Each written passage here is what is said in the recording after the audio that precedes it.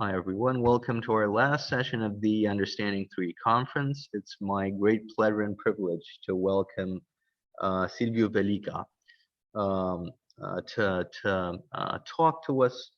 Silviu is a doctoral student at the University of Bucharest, and he is a fantastic scholar and friend, and if I'm not mistaken, also a former student. So, Silvio, it's a pleasure beyond words for me to be able to host this session. His talk tonight is going to be titled "Intellectual Mastery and the Axiomatic Method." Silvio, please take it away. Thank you, Andre, and I'm also really grateful that you allowed me to present my work in progress. So I must say I'm pretty new to the whole understanding party. So please forgive me if I'm going to muddy the waters that you all did a great job in clarifying. So, okay, so I'll just go ahead and start. I hope I'm not going to keep you very long. Okay, right. So intellectual mastery and the axiomatic method. Now, to some of you, this might ring a bell. It sounds like something Jaakko Hintikka would care about, and it's spot on. This is what I'm going to talk about, but first I'm going to give a little bit of context. So why is it not okay? So what I'm working on my PhD is the problem of the categoricity of Peano arithmetic. And well, there are several ways to prove it, right? So you can use directly second order logic, and then the result is trivial. It just follows from second order, the strength of second order quantification.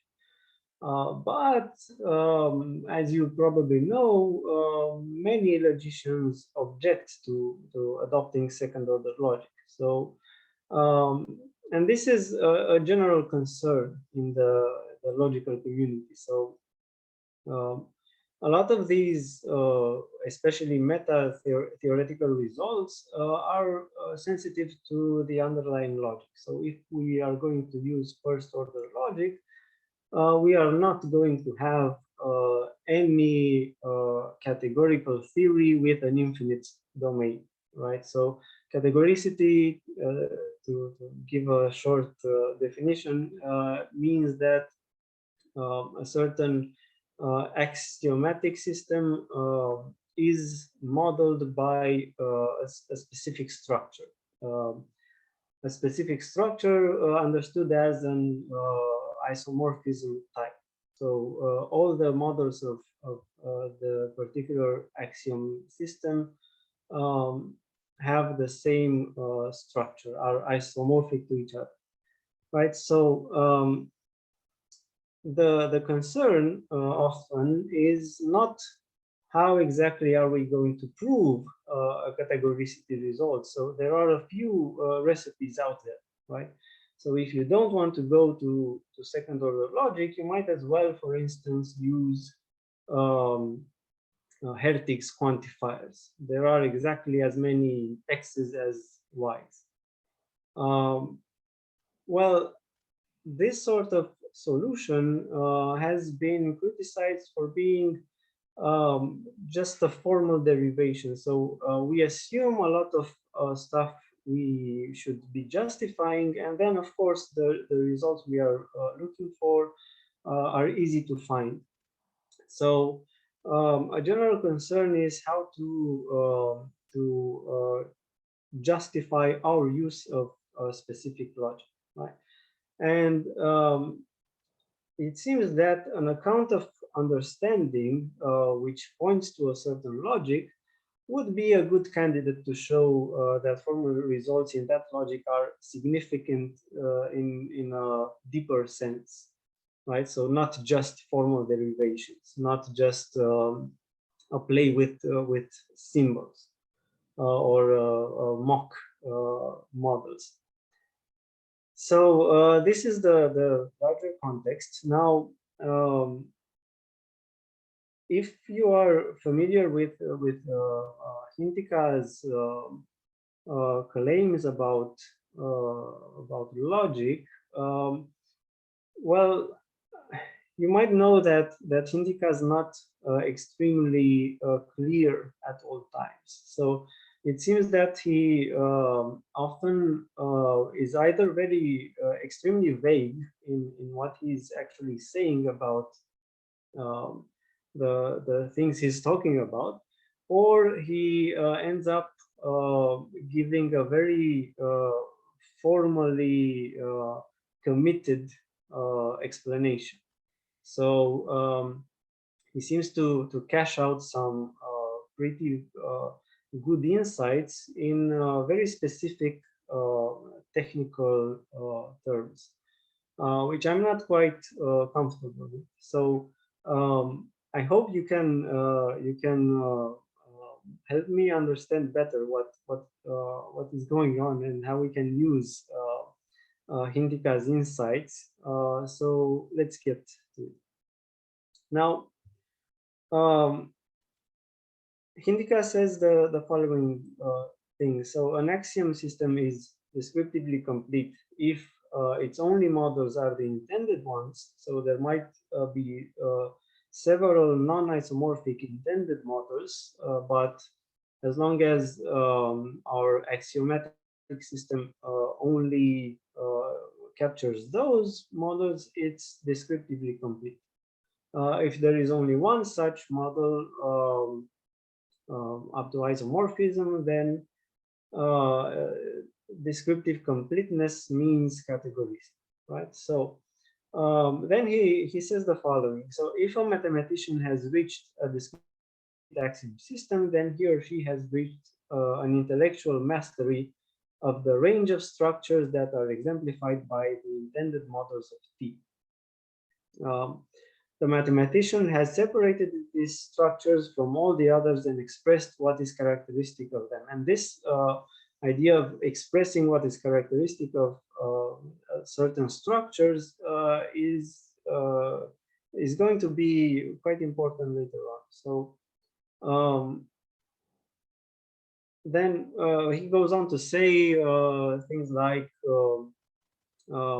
mathematicians, scientists, and philosophers were first of all attracted by the axiomatic method because of the possibility of gaining an intellectual mastery of a whole area of important truth, right?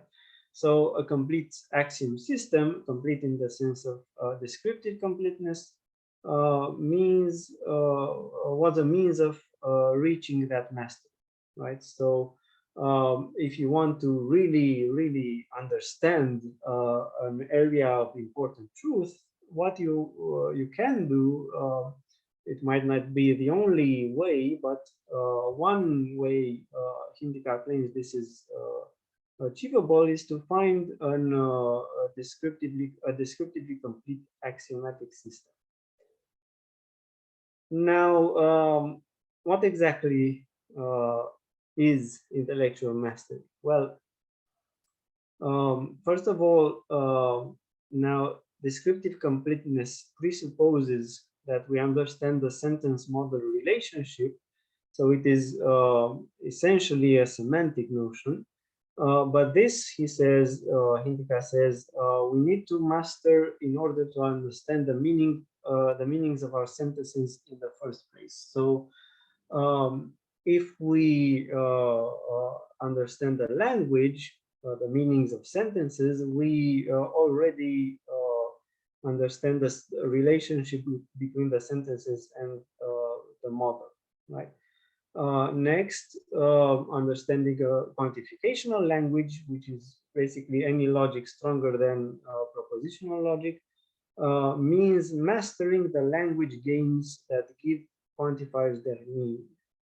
Now, language games are to be interpreted in a Wittgensteinian sense. So you need to actually engage in activities of verification and classification to play the game, right? To understand how quantifiers work. I will give an example right away. So then, well, Hintika points out that it is impossible to detach the meaning of quantifiers from the notion of truth. Now, this is because some degree of the mastery of the strategies of a game is unavoidable for the understanding of a game. So this goes back to some examples we have seen in previous presentations. So if we know the rules to move pieces about on the chessboard, we don't necessarily understand how to play chess, right? So in order to have an understanding of the game of chess, we need to have at least some idea of strategies for the game, right? So not just the permissible moves. Now,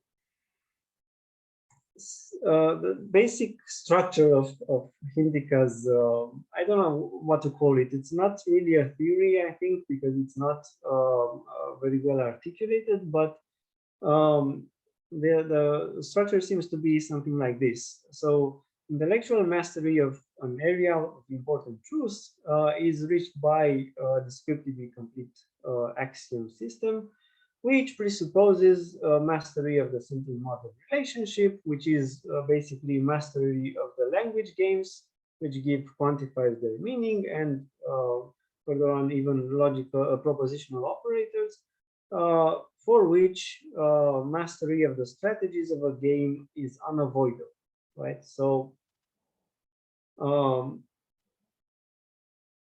the mastery of an important of an area of important truths at some point boils down to mastery of the language we are using to describe it, right? It's not sufficient, but it depends on such mastery. Okay. Now, a few questions should arise. First of all, what is mastery? What does it mean to have mastery of any kind, right? It seems that there are at least, if we're generous, three senses of mastery involved here, right? One is the mastery of an entire area of important truths. Another one is the general mastery of the sentence model relationship. And finally, there's the mastery of the strategies of a game, right, in a quantificational language. Now, Hindika himself says that, well, he can imagine several ways of explaining what mastery is, but we can come to an agreement about some general constraints about any account of mastery. So, but this he cashes out in terms of functions, and basically just insists that the functions we use when implementing a strategy need not be recursive functions, which I think is something we might agree to, but it's not that clear that this sort of explanation through functions, recursive or not, is satisfactory. So there needs to be a lot more work done here. But leaving aside what mastery is exactly, right? We can still ask further questions like, if we have a deductively complete axiom system without knowing it is deductively complete, sorry, I meant descriptively complete. Well, deductive completeness is well, may be a sign of mastery, but it's not needed for mastery. So deductive completeness means complete syntactic proof procedure. So this is might be nice to have in some situations, but it's not at all what intellectual mastery requires, right? So sorry, it should be descriptive complete. So if we have a descriptively complete axiom system without knowing it is descriptively complete, have we reached intellectual mastery?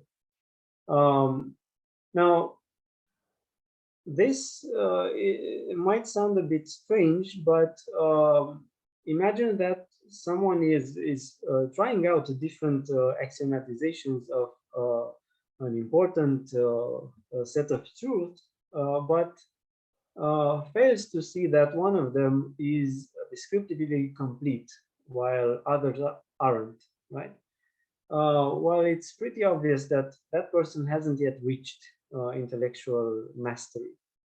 Now, Hintika does add that a good axiomatization also implies some generous grasp of the meta theory involved. So, in a sense, we are not done with our axiomatization until we also have some meta theoretical results about it, right? So, if we just have a list of sentences in a logic, that's not yet a finished axiomatization, right? So in a sense, we should be able to tell if our axiom system is descriptively complete, so we should be able to tell if we have finally reached intellectual mastery.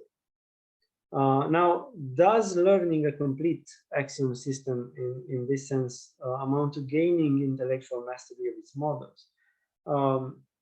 And what I mean by this, well, I can work to find such a descriptively complete axiom system, and then I can just convey it to someone else, right? I can go and say, look, this is a descriptively complete axiom system. Suppose that person understands the logic in which I've given those axioms, understands the semantics of that logic. Does this automatically means that that person also has intellectual mastery of the domain in question? Well, I'm not really convinced that we can say that, right? So it seems there's some more work that needs to be done to say that someone actually has intellectual mastery. Now, there is something I hint at in the next question. It might just be that the descriptively complete axiomatizations only exhibit intellectual mastery. So in order for us to actually be able to give such an axiomatization, we would first need to have a good understanding of the underlying domain of investigation, right? And then that will make us capable of giving such an axiomatization, right? It is, I think, sometimes hard to imagine what finding such an axiomatization would amount to if we don't already have a pretty good idea of what we are trying to describe by such an axiomatization.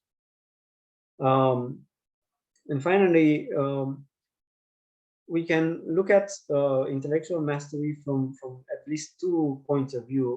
One is when we are searching for such an axiomatization, a descriptively complete axiomatization, and the other when we are working with such an axiomatization, right?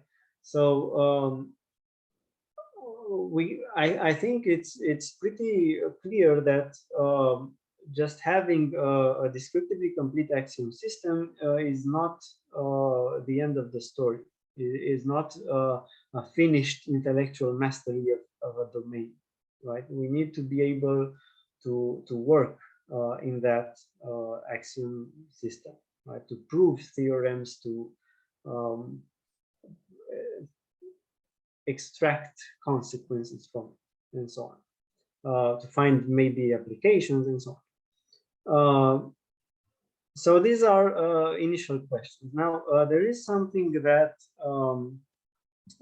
Hindika adds to help explain what is going on in such an axiomatization. This is his theory of depth and surface information. Now, I see I haven't kept my promise of keeping things short, nice and short, so I'll do my best. Now, depth and surface information have to do with um, what has come up in some of the presentations in this conference, namely with some sort of logical space of possibilities, right? So the states of a model actually permitted and those excluded by a sentence constitute its depth information. So we can imagine that a certain sentence in a logic can be, well, Hindika actually does explain it like this, can be transformed in a sort of disjunctive normal form, and then we can see pretty clearly which possibilities that sentence allows and which it excludes. It's pretty obvious that what he means is that any pair of atomic contradictory parts are mutually exclusive, right? So if we have such a pair, we can say that well, that is not permitted by our sentence, right? Now, we can also think about quantified sentences in a similar manner. So we can specify in some way for a quantified sentence what sort of entities we can have in the model if that sentence is to be true, and what sort of entities we can't have in that model, right?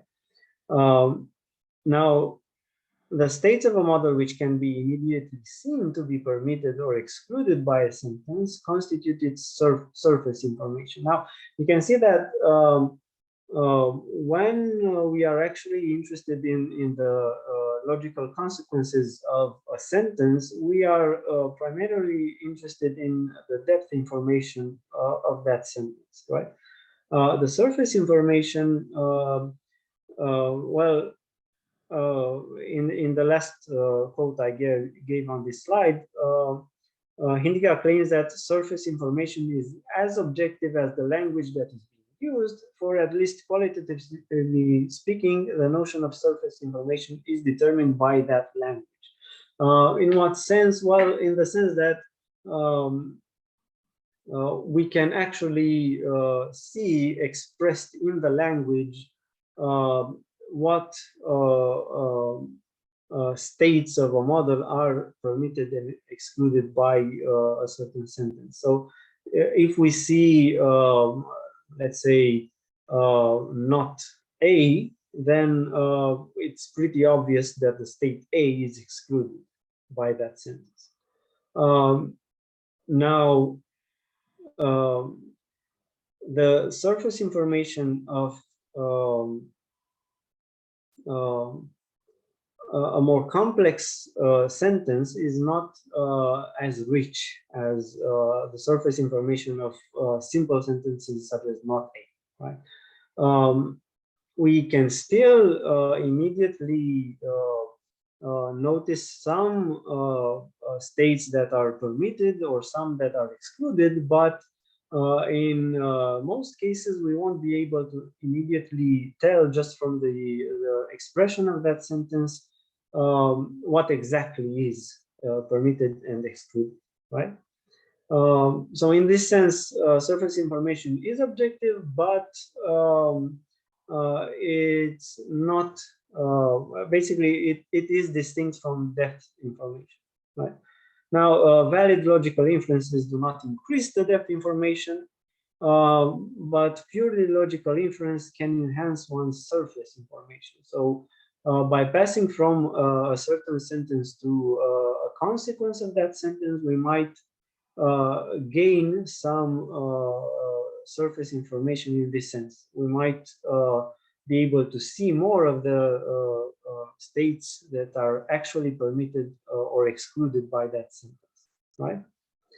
So this is a sort of well, another theoretical tool we might use to try and explain what mastery of some domain means. Now, I was hoping to discuss briefly a case study, the sort of semantic game that Hindica claims is pretty basic if we want to reach mastery of a certain domain. I'm not going to go through it all the way, but notice that we can simply, instead of giving you a pretty long and complicated sentence in independence-friendly logic, I can just list informally some rules for a game, right? And it should be the case that most people can follow such rules of a game, right? So in short, we can imagine that there are two teams of players, the verifiers and the falsifiers, and we instruct them to act in the following manner. So at first, one of the falsifiers chooses a value for a variable, then a verifier chooses another variable, knowing the choice at the first step, and so on, right? So in turn, a few players of each team perform some pretty basic actions, right? They choose a value, obviously from the domain of the model in question. Now, after everyone has chosen a variable, then the falsifiers choose one of the following pretty straightforward disjunctions. So, um, and then finally, the verifiers will choose one disjunct from the formula previously chosen by the falsifiers. Now, I submit that these instructions are fairly simple to understand, fairly basic, you might say. Now, the verifiers win if the last choice leads to a true sentence. The falsifiers win if the last choice leads to a false sentence, right? This is, we can even play a few rounds to see what happens in such a game, right? I'm not going to do that. I'm going to spare some time.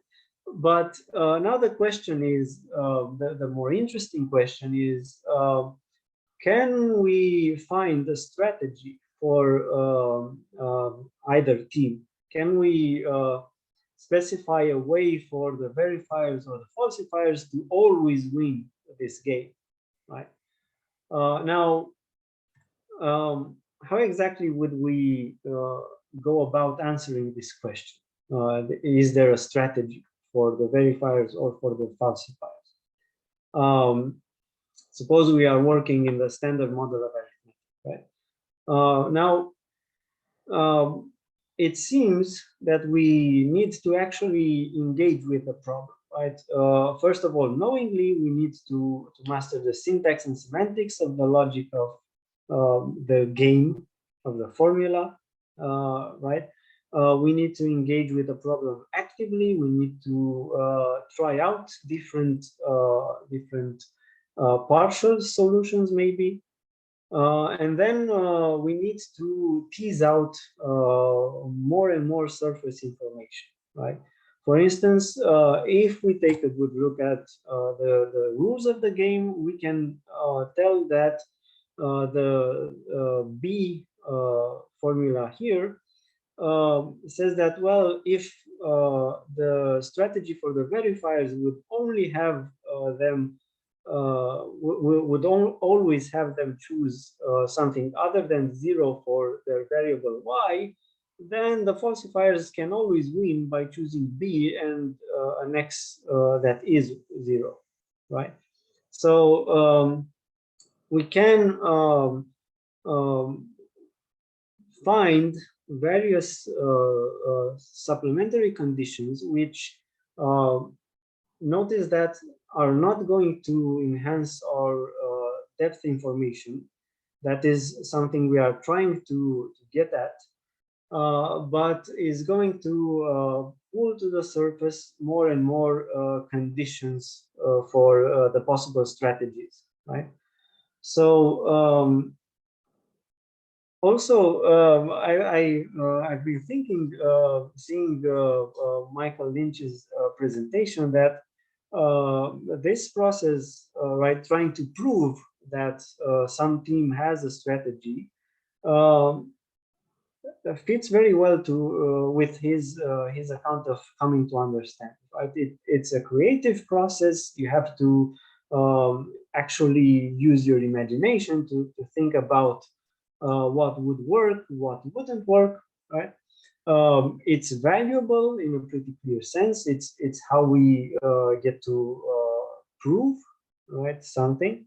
It takes effort, right? And it may involve phenomenal experience, right? So when, for instance, we reach the intermediary conclusion that the verifiers can't win if they always choose a y different from 0, we might have a sort of epiphany, right? We might have an aha moment, right? So it seems that this sort of engaging with a problem, with a formal problem, is a case of coming to understand something, right? Now, a few facts about this game. Well, neither team has a winning strategy in the standard model of arithmetic, right? Which, by the way, in independence-friendly logic means that the sentence phi is neither true nor false, right? This is also uniquely true of the standard model of arithmetic. It is something characteristic of it. Now, also in proving that the sentence phi is not is neither true nor false in the standard model of arithmetic, we rely heavily on prior knowledge of the standard model of arithmetic. We need to know, for instance, that any natural number is reachable from 0 by a finite application of the successor function, right? This is something that is involved pretty heavily in the foolproof of the fact that phi is undetermined, right? Now, once the proof is finished, what exactly is it that we have gained or improved mastery of? But it seems that we already had, well, pretty good mastery of the standard model of arithmetic. So is it a mastery of the logic we are using? Is it a sort of better understanding of the relationship between the logic and the model? I don't really have an answer for this, right? So the process of actually arriving at a proof of such a result is, I think, I think clearly similar to the process of coming to understand something, right?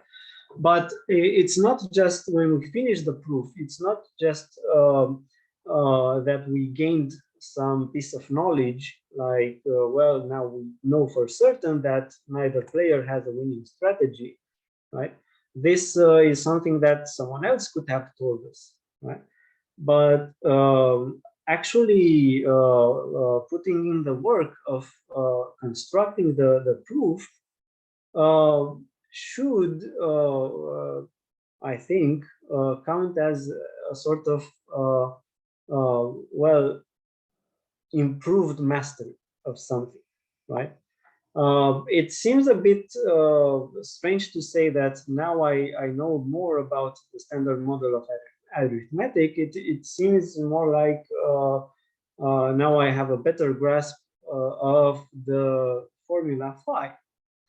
Um, at the same time, right, once I also prove that this is characteristic of the standard model, well, we could say at this point that indeed we have gained some better understanding of the standard model itself. So it seems that this mastery of models and languages, formal languages, but not only, um, works in both directions, right? So um, it seems that it's not just that we gain understanding of an underlying structure, but through an axiomatization, through a description of it, but we also uh, make the reverse movement of passing from an understanding of a structure to a better understanding of some language in which we are describing that structure. I don't know if this makes sense, so please help me clarify it if you have any ideas. Right. So final remarks, and I'll stop. Hindika also says that basically the usefulness of the axiomatic method can be seen as being due to its being a systematic means of extracting more surface information from the axioms. So this process of formal coming to understand something is the usefulness of the axiomatic method, but at the same time, the axioms themselves are appropriate, are good descriptions of an underlying structure because of the depth information they encode. So not because they just help us bring various information to the surface, but also because they already encode whatever is characteristic of the structure we are interested in. So, well, I'm again, this is not an account of intellectual mastery, right? It's just, well, me struggling to understand what Hindika is trying to explain here, right? So, if we go back to the initial problem, right? If we want to account for the significance of some formal result, then this sort of relying on intellectual mastery and surface and depth information is not sufficient. But I think it might prove to be useful in the sense of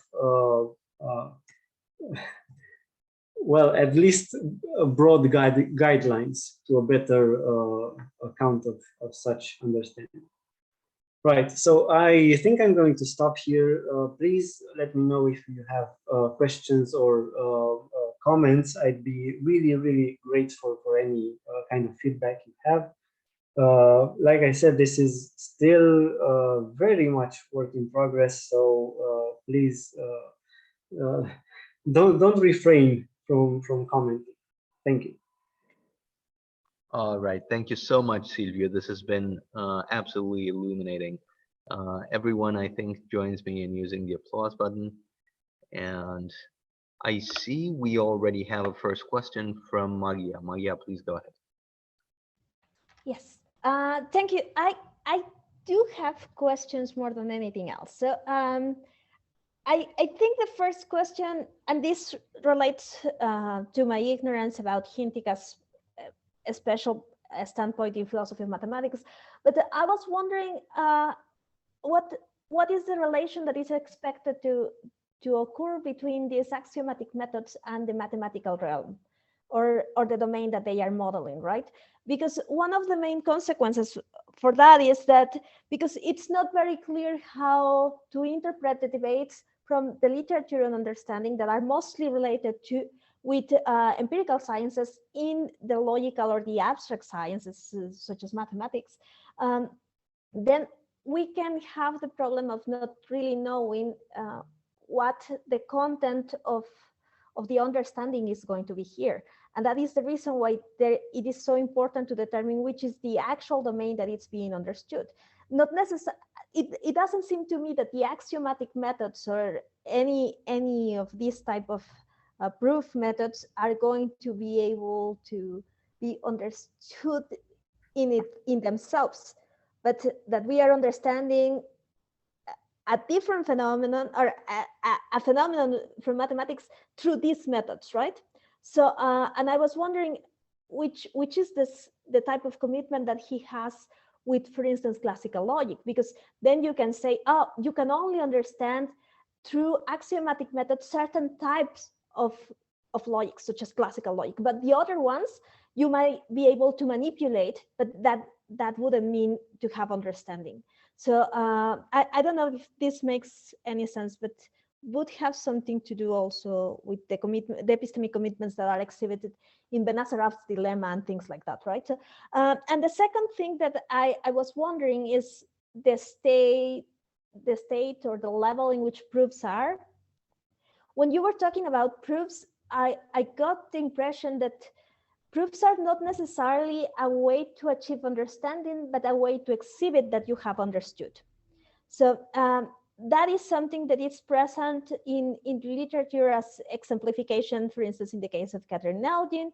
And what is often said is that you will be able to provide an exemplar once you have already understood the constraints of whatever you are understanding at the level that you are expected to understand it. And so, but that doesn't, I am not sure whether proofs should be considered to be exemplars, because it's not clear to me what they are exemplifying. Either they are exemplifying the logical constraints of the whole theory and the combination of them, or they are exemplifying particular domains of that theory, or they are exemplifying our tendencies, inferential tendencies. And the things that actually exemplify are theorems and things in more abstract senses, but not the proofs. So, but I really enjoyed the talk. Thank you. Thank you. So I thought you might have some interesting things to say, given that you work in the philosophy of logic, and I'm really grateful you are here for my talk. Now, Hindika has pretty radical thoughts about classical logic. So, well, he basically says that it's the greatest mistake made by logicians that they thought the basic part of logic was ordinary first order logic, right? So, and this relates to the well, the idea that a good axiomatization must be deductively complete, right? You must have a complete deductive proof system.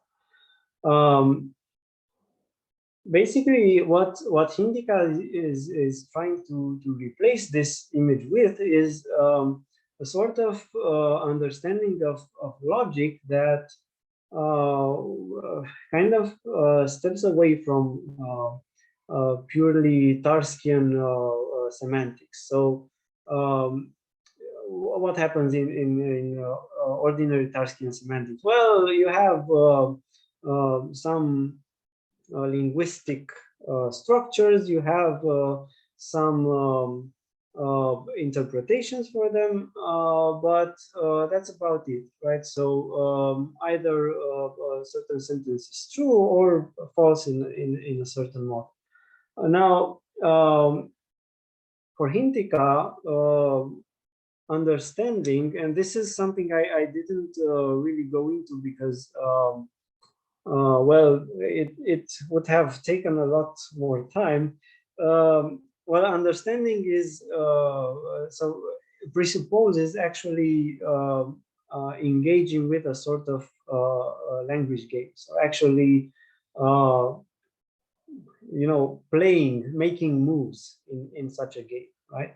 So this is also related to the question about proof. So first of all, before I move on to proofs, well, obviously this sort of understanding of semantics is well, depends very much on the underlying models we are considering. And Indica, by the way, has this, claims that not only in mathematics do we have this sort of understanding, this sort of axiomatization, but also in empirical sciences. And he also claims that mastery of any of them amounts to the same thing, right? To this descriptive completeness. So just as in mathematical proof, you have to be able to play the game of a certain formula. Well, it's just the same game with the same rules for quantifiers and so on that you must play in empirical science, and also in natural language, right? Now, this is something you don't have to agree with. This is what Hintika is claiming. Now, moving on to proof, well, if we actually understand semantics in this sense, in the sense of a game that needs to be played, well, constructing a proof is a pretty important part to this sort of understanding, right? So let me see if I can explain myself more clearly. So, well, what you have to do when you have a pretty, say, complicated formula, you have to prove either that it's true or that it's false or that it's neither. Well, you have to engage with the semantic games it defines, right? So you have to, for instance, try and see what sort of strategies are possible, what aren't possible, and so on. Now, when you have reached the end of the proof, right, you have a certain relation between the initial sentence or sentences and the intermediary steps you took, right? Which steps can be themselves expressed in the same logic as more surface information. Now, basically, what I think I don't know if my answer is helpful at all, but I think one way to put it metaphorically is that while classical logicians were doing logic as if there's no agent involved, Hintika tries to actively involve the one proving the stuff, but not in finitistic constructivist way, although of course proofs will be finite, but in the sense of someone actually having to play the game, right? Having to explicitly extract more and more surface information. And this, he claims, is a much better representation of how intellectual mastery works, right? So someone has to actually follow these steps. I don't know. Sorry, I hope it's a bit better now. May I ask a follow-up? Sure, by all means, please go ahead. So, yes, it clarifies some things, but I still have not yet grasped what is being mastered. So, my intuition is that in the superficial level, when you are doing a proof, what it seems that you have mastered are the axioms and maybe a rule like modus ponens and the combination of that. But ideally, when you are developing an axiomatic method, what you are doing is reducing the constraints of a particular theory into the axioms, right? And so, so the mastering, then when you look at that, becomes the mastering of the theory. Now, my question regarding classical logic and so on focuses on the following.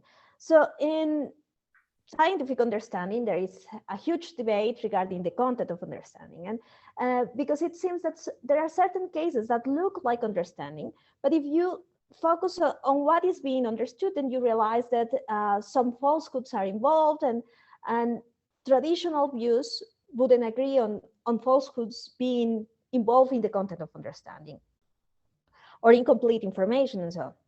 And so for the case of logic, it is not clear to me what can be inside or what could count as understandable, which are going to be the limit cases. And so that was the reason why I was thinking about classical logic versus other logics, because then you can say, oh, look at this. So you can achieve legitimate mastering equivalent to achieving legitimate understanding of a logical theory if and only if it is classical. But if you have the other logics, then you can have something like a grasp of how to use certain rules and so on, but there is no an actual matter to be understood. There is no substance in that. And so, and you can see that, for instance, in people like Quine talking about modal logic, saying there is that thing, but it's not something that it's going to be grasped by us in a meaningful way. And so I was wondering whether there is something similar in the case of Hintika. Well, this is one of the problems I'm having with what Hintika is saying.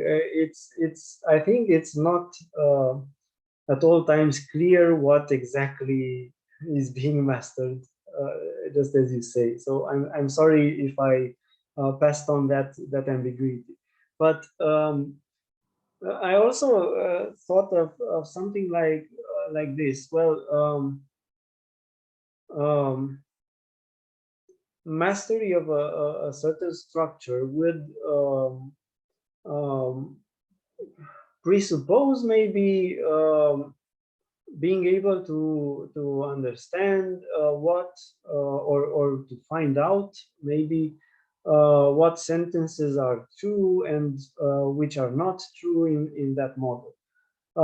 Mastery of language would, among other things, presuppose a way to identify which sentences actually belong to that language and which don't. Right? Now, I don't know if these are entirely parallel, right? So obviously, understanding a certain structure means understanding it in a particular language. It doesn't need to be axiomatized. It doesn't need to be completely formalized, but the linguistic component is essential for Hindica in this sort of mastery.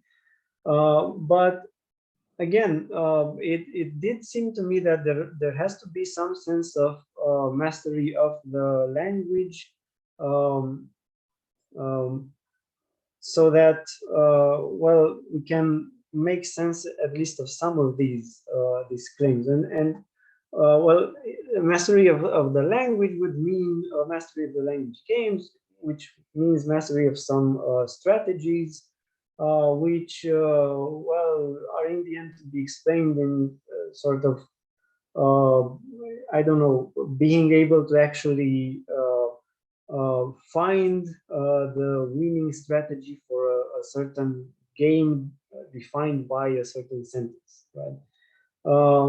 Now, I don't know if I can explain this in clear terms. I'm sorry, but I'm, as I said, I'm really trying to wrap my head around Hindika's whole mastery talk. So yeah. No, thank you very much for your talk and your replies.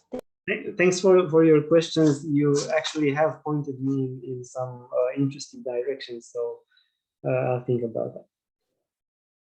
Thank you so much, Magia, for the question, and Silviu for answering. And I think I have two very quick questions of my own, with your permission. But if there are some other questions, I'll gladly yield.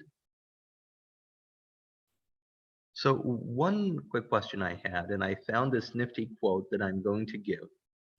And it seems to me that this quote seems to suggest, at least at first blush, that one could have could enjoy mastery without understanding. So here's the quote. It's from Abraham Robinson. Okay, and Robinson says, quote, "Infinite totalities do not exist, and any purported reference to them is literally meaningless. However, this should not prevent us from developing mathematics in the classical vein, involving the free use of infinitary concepts." Okay, so it's meaningless to talk about infinite sets, but hey, why should that stop us? You know, so mastery without understanding, we don't need to have a coherent conception of that. It could just be all absurd from head to toe. But still, this kind of sort of a clever ability to manipulate the concepts in question. So I wonder if when Hintika talks about mastery, right, there needs to be this kind of deep mathematical understanding, grasping, elucidation background, or it could simply be this kind of mastery in the sense of, now I know how to toy with this language, now I know how to fiddle with it so that the right formulae come out, right? So what do you think about that? Yeah, well, well, I think Hintika would say that basically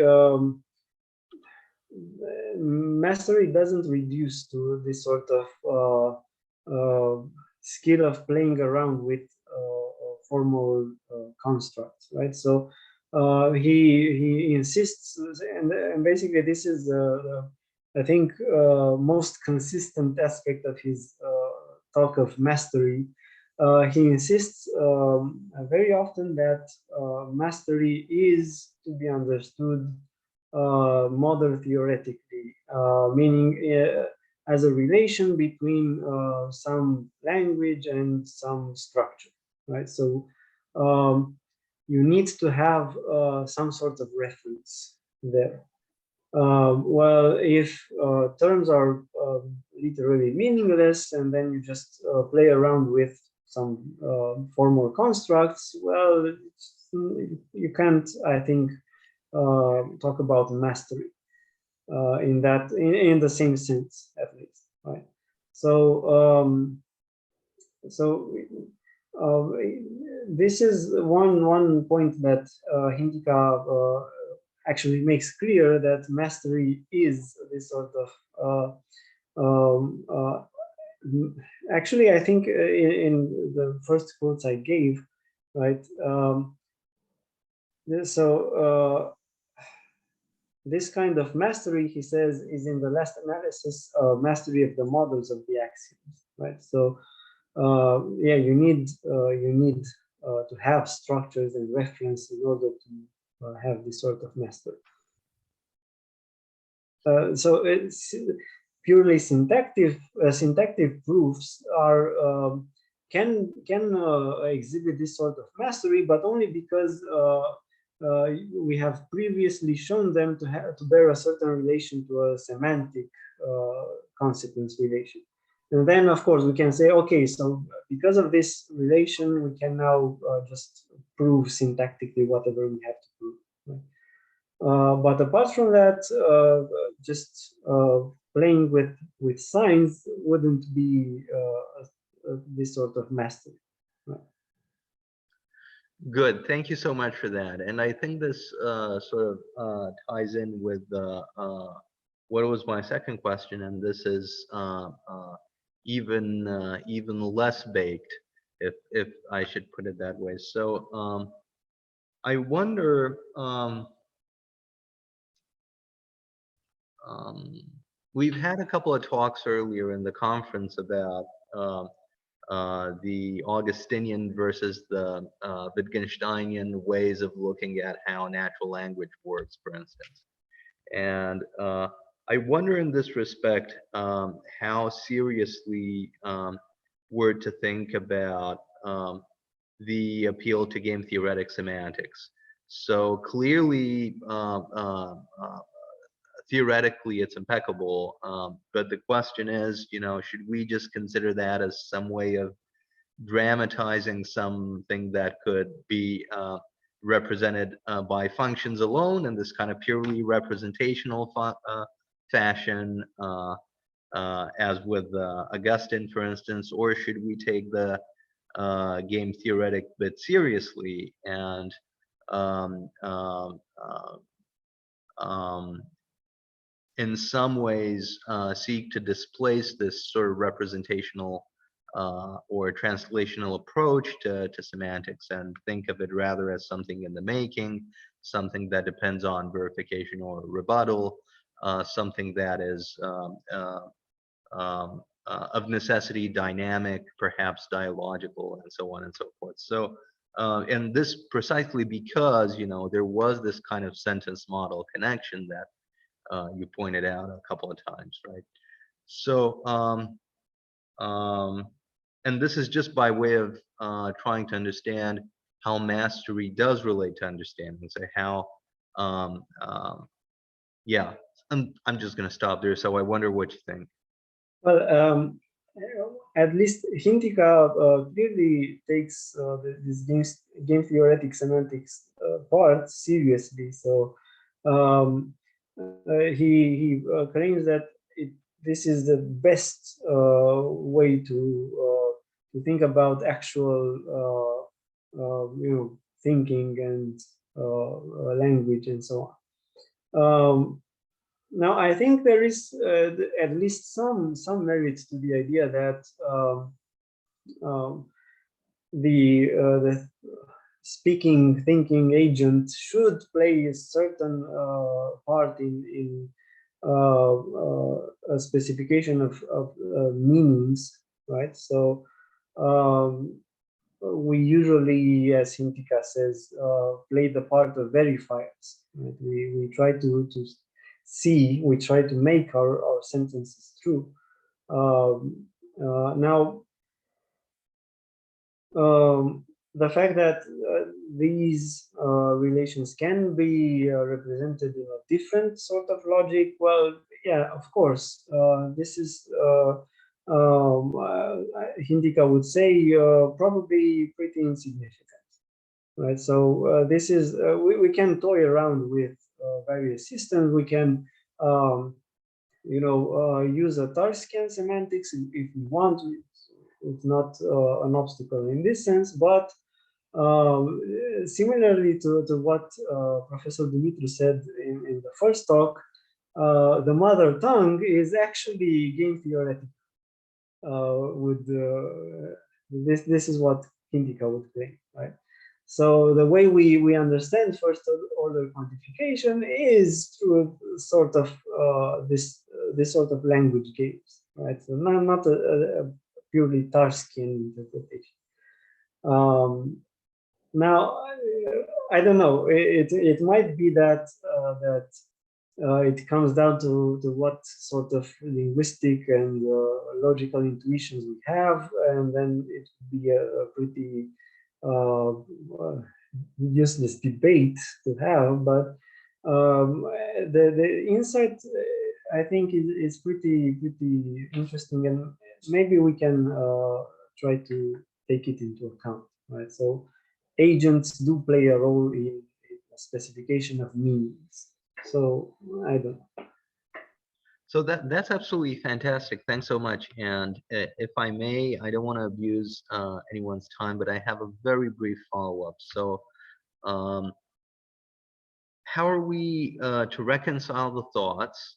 And maybe there is no conflict here, so there's nothing to reconcile and all is beautiful. But here are two possible thoughts. First, that um, we do gain significant grasp or understanding, or we seize better on an array of phenomena when we seek to capture them via a theory that's axiomatized, right? In some sense, we add conceptual structure. We things fall into place, something like that.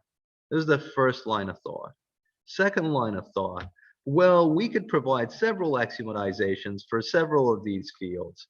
And what's really going to choose between them are going to be considerations of depth, of simplicity, of intuitiveness, things that are non-formal.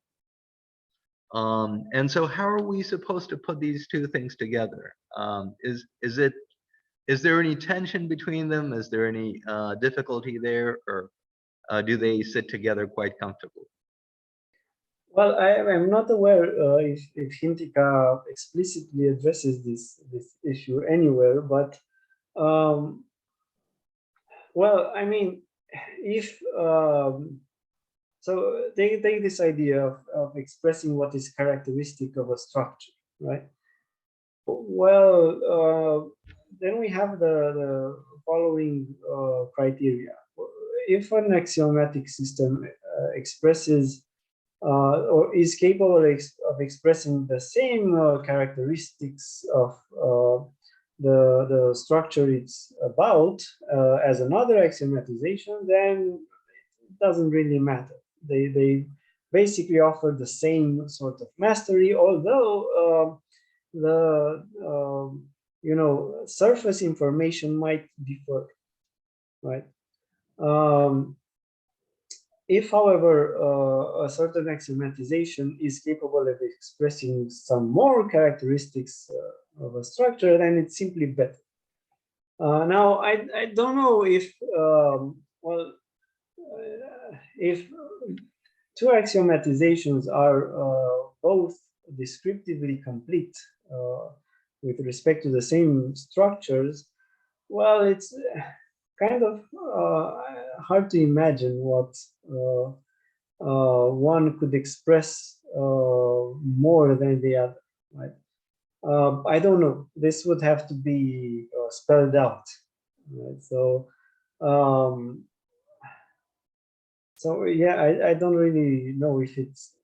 I mean, there are some toy examples in propositional logic, for instance, but perhaps that's a symptom that the simplicity of the examples is a symptom that we don't get that kind of stuff when we get to more high power theories. So yeah, that's a nice point. All right, thank you so much. Thank you so much for that. And if there's some more questions or comments for Silviu? If not, it's been a pleasure and a privilege. Please join me in thanking Silviu Velica once again. And thank you so much for being here, for joining the conference, for asking questions, for delivering your own talks naturally, and for just doing the amazing work you're doing every day.